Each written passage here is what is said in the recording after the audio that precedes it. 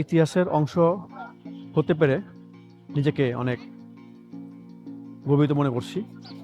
আসলে পুরান ঢাকায় আমি মোহাম্মদ তাজুল ইসলাম, এমডি ইসলাম চ্যানেলের পক্ষ থেকে সবাইকে শুভেচ্ছা, স্বাগতম। আমি আজ আছি বুড়িগঙ্গা নদীর কোল ঘেঁষে ঢাকার ঐতিহ্যবাহী নবাবদের প্যালেস আহসান মঞ্জিলে। আমরা দুটো টিকিট নিলাম। টিকিটের মূল্য কত করে? 40 টাকা। 40 টাকা করে টিকিটের মূল্য। চলুন জার্নিটি শুরু করা যাক।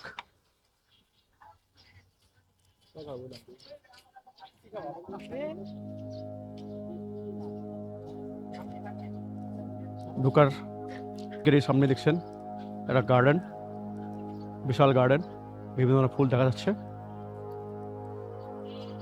1872 সালে নবাব আব্দুল গনি এই পিঙ্ক প্যালেসটি নির্মাণ করেছেন। তার নির্মাণ সময়কাল 13 বছর।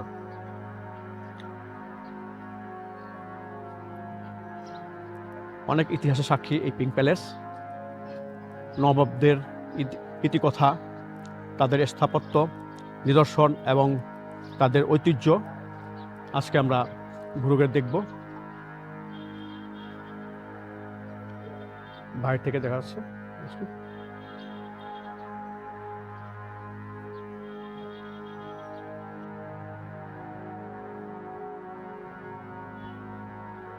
কারুকার্য সুসজ্জিত মণ্ডিত পিঙ্ক প্যালেস। আমরা ভিতরে প্রবেশ করব প্রথম তলায়।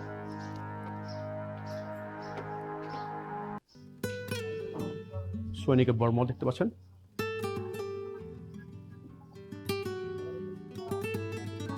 পাশে কাঠের এবং লোহার হাতলের সিঁড়ি দুপাশে আছে।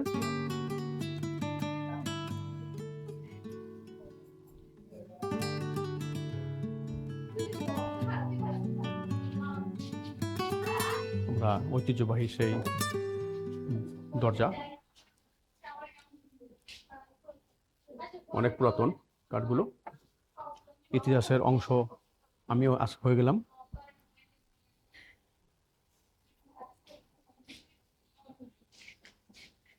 ছাদের মধ্যে লোহার, স্টিলের বা লোহার রেলিং।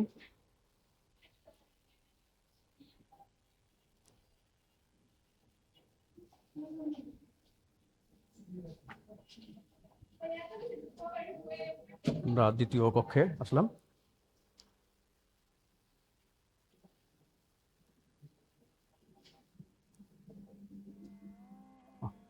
নবাবদের সবার ছবি দেখতে পাচ্ছি। প্রথমে আহসান মঞ্জিল মিউজিয়াম, স্যার খাজা আব্দুল গনি যিনি এই প্যালেসটি নির্মাণ করেছেন, ওনার ছবি দেখতে পাচ্ছেন। তারপর নবাব স্যার খাজা আহসানুল্লাহ, তার ছবি এবং ওনার অনেক অবদান আছে। BUET, Dhaka Salimullah medical college, Dhaka sir Salimullah medical college, Dhaka medical college, ওনার অবদান। উনি প্রথম 1906 সালে ঢাকায় বিদ্যুতের ব্যবস্থা করেছেন, নবাব স্যার সলিমুল্লাহ। নবাবদের আমলের সেই তাদের চায়ের কেটলি, কেক তৈরি ছাঁচ, চীনামাটির ডিশ, পোলাও ডিশ।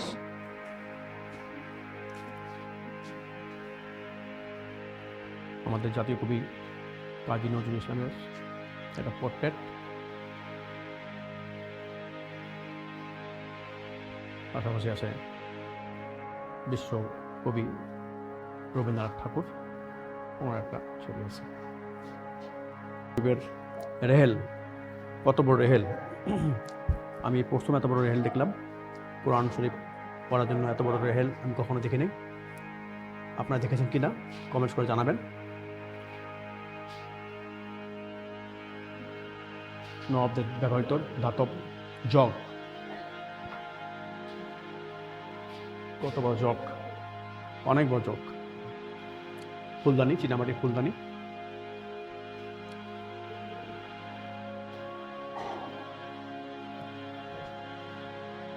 সৈনিকের বর্ম একটা,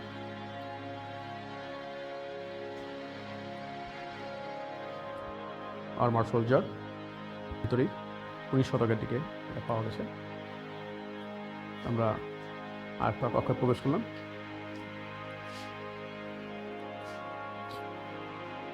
এটা পুরাতন দরজা বা পুরাতন হাবিলি ছিল নবাবদের। এটা সেটা মেরামত করে, মানে পরবর্তী পর্যায়ে মেরামত করে এমন ধারণ করেছে। এখানে আরও চীনামাটির অনেকগুলো তাদের ব্যবহৃত জিনিসপত্র দেখতে পাচ্ছি। এটা কয়েকবার সংস্কার করা হয়েছে ভাষা মন্দিরটি। বর্তমানে এটা নতুনভাবে এটা রেনোভেট করা হয়েছে।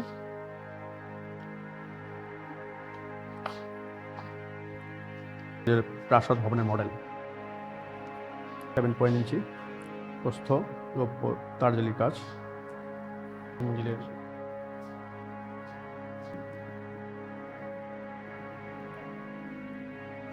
কেরোসিন ল্যাম্প,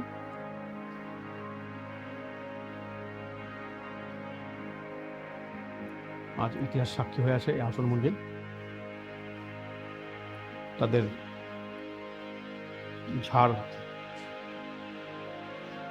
ঝাড়বাতি দেখতে পাচ্ছেন, ল্যাম্প সেট।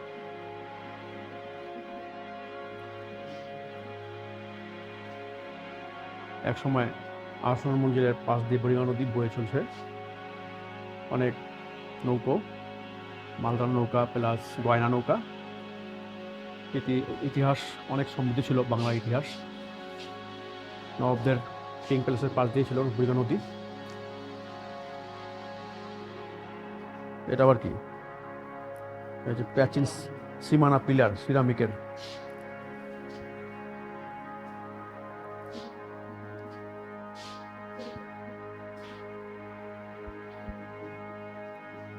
এই সেই ডাইনিং হল যেখানে নবাবের পরিবার বা অতিথিরা আসতো এবং তারা খাবার খেতে খেতে এই রাজ্যের অনেক সিদ্ধান্ত, গুরুত্বপূর্ণ সিদ্ধান্ত তারা নিত।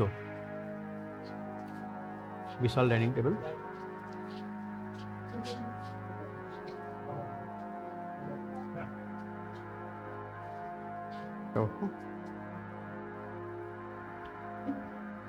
হস্তির দন্ত, এই হাতিতে চড়েই তারা ঢাকা শহর হতো।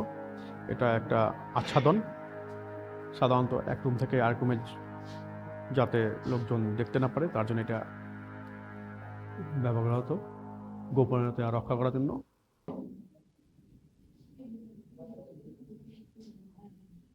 সিঁড়ি, নবাব বাড়ির প্রতি তাদের দরজা, জানালা, সিঁড়ি, উঠার সিঁড়ি, কাঠ, সবগুলিতে তাদের ঐতিহ্য, স্মৃতির কথা আমরা পাই। তখন যখন ছিল তা নিজের চোখে না দেখলে বিশ্বাস করা যায় না। কলম দেখতে পাচ্ছেন, সাথে তলোয়ার, ঢালসহ তলোয়ার। দেখাশোনার জন্য ডাক্তার ছিল, সেই ডাক্তারদের যন্ত্রপাতি।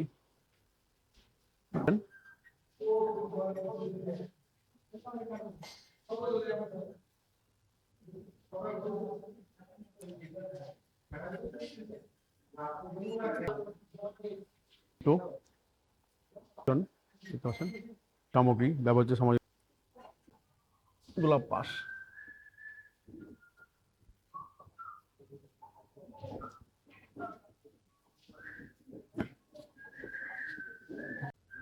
নিখিল ভারতের মুসলিম লীগের প্রতিষ্ঠা নেতৃবৃন্দ দেখতে পাচ্ছেন।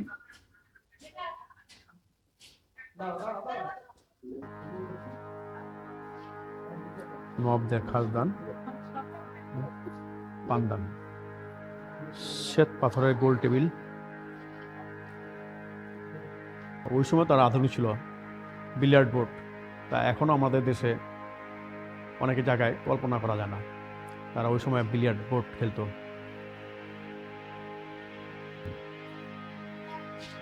তাদের গোপন স্বর্ণ অলংকার খাজনা রাখার জন্য সিন্ধুক। বিভিন্ন বাংলার বিভিন্ন জায়গার তারা খাজনা তুলতো, সেই খাজনা এসে জমা হতো এই হাবিলিতে, সেই খাজনার নাম্বার সহ এখানে বক্সের মধ্যে জমা করে রাখা হতো। আমার জীবনে কখনো এত বড় সিন্ধুক কখন দেখিনি। হ্যাঁ, এই সিন্ধুকের একটা ইতিহাস আছে। 94টা লকার বক্স আছে। করা খুলতে পারেনি, এর মধ্যে 94তমটা আর কি ওনারা খোলার চেষ্টা করেছেন এবং এটাকে গ্যাস কাটিং সিস্টেমের মাধ্যমে খুলে এটার ভিতরে কিছু খুঁজে পাচ্ছি। এটা এই বছর নিয়মে দেখাটা ঠিক আছে। আচ্ছা, ঠিক আছে। নবাবদের, ঢাকার নবাবদের বংশতালিকা খাজা আব্দুল হাকিম কাশ্মীরি 39 খ্রিস্টাব্দে তিনি বাংলাদেশে আসেন। তারপরে আসে খাজা আব্দুল কাদের কাশ্মীরি, তারপরে তার সন্তান, তারপর খাজা আব্দুল ওয়াহাব, তারপরে মৌলভী খাজা আবদুল্লাহ, তারপরে আসনুল্লাহ, খাজা আলিমুল্লাহ, নবাব আব্দুল গনি, তারপরে নবাব হাসনুল্লাহ, তারপর নবাব সলিমুল্লাহ, তারপরে নবাব হাবিবুল্লাহ।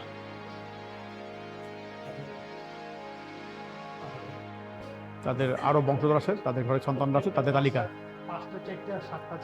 সুন্দর একটা ইনফরমেশন। আপনারা আসলে অবশ্যই এই তালিকা দেখবেন, ভালো লাগবে। বাংলা নবাবদের ইতিহাস। বাংলাদেশের শেষ নবাব ছিলেন নবাব হাসান আসকারি। উনি ছিলেন নবাব হাবিবুল্লাহ মেয়ের ঘরের সন্তান, ছেলে সন্তান নবাব হাসান আসকারি। নবাব আব্দুল গনির পোর্ট্রেট।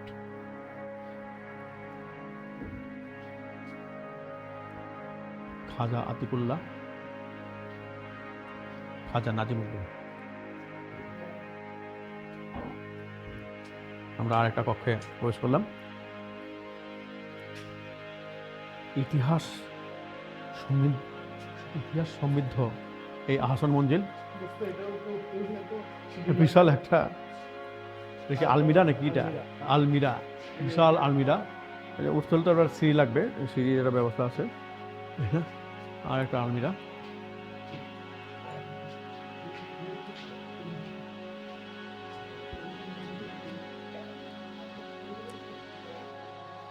বড় আলমিরা।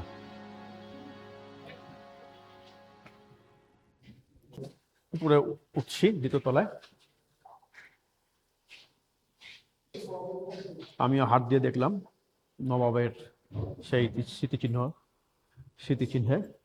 দেখবেন, ভালো লাগবে। কাঠের, অথবা 300 বছরের আগের সেই কাঠ।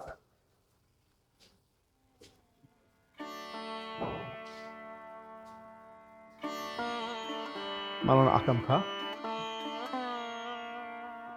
অরবিন্দ ঘোষ, একে ফজলুল হক, বাংলার ইতিহাসে একজন রাজনীতিবিদ, প্রখ্যাত রাজনীতিবিদ হাকিম হাবিবুর রহমান,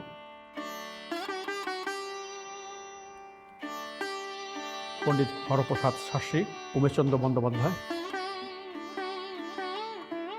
ওয়াজেদ আলী খান পন্নী, নবাব ওয়াকারুল মুলক, অনেকের ছবি আছে।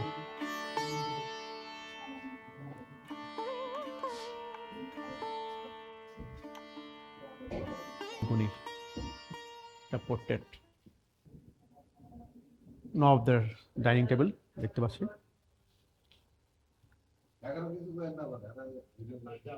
সাদা সিমেন্টের ভাস্কর্য।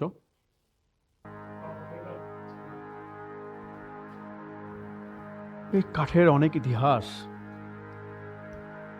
বিশাল দরজা ছিল, এটা বন্ধ করে দেওয়া আছে। এখান থেকে এই সিঁড়ি দিয়ে উঠতো নবাব বাড়ির লোকজন। এখন এটা বন্ধ, শিকল দিয়ে ব্যারিকেড দেওয়া হয়েছে। উঠেই তারা এই গেট দিয়ে ঢুকতো, এখন এটা বন্ধ।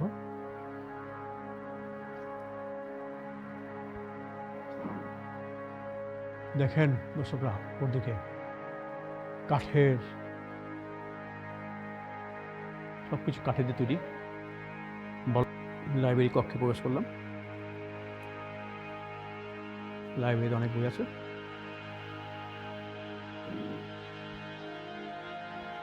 অনেক প্রাচীন বই, আইনের বই। লাইব্রেরিয়ান এখানে বসে তার লাইব্রেরির যাবতীয় কার্যক্রম পরিচালনা করতো। অনেক ঠান্ডা পানি, থাকার জন্য একটা রুম।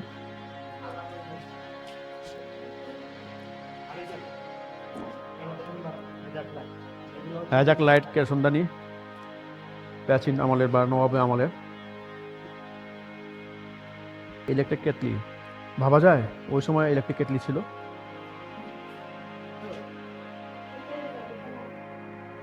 চীনামাটির একটা ভাস্কর্য।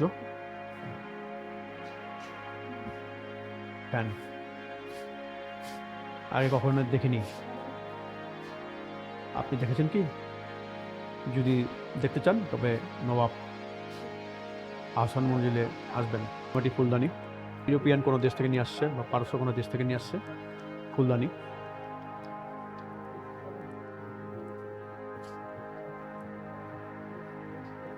একটা ফুলদানি, বল্লম, একটা 3টা লোহার বল্লম, সাথে বর্ম।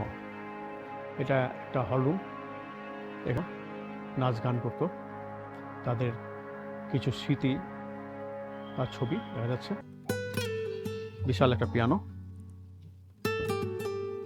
সুরের মূর্ছনায় চলতো এখানে নৃত্য।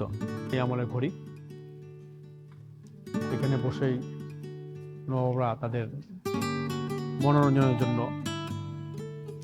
বাইজিয়ে এনে গানের ব্যবস্থা করতো।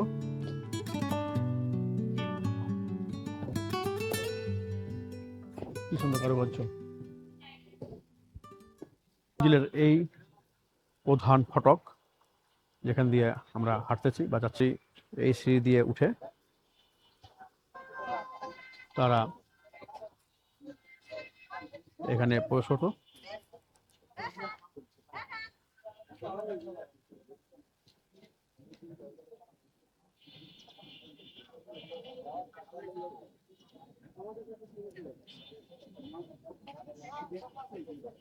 অনেক তাল গাছ আছে।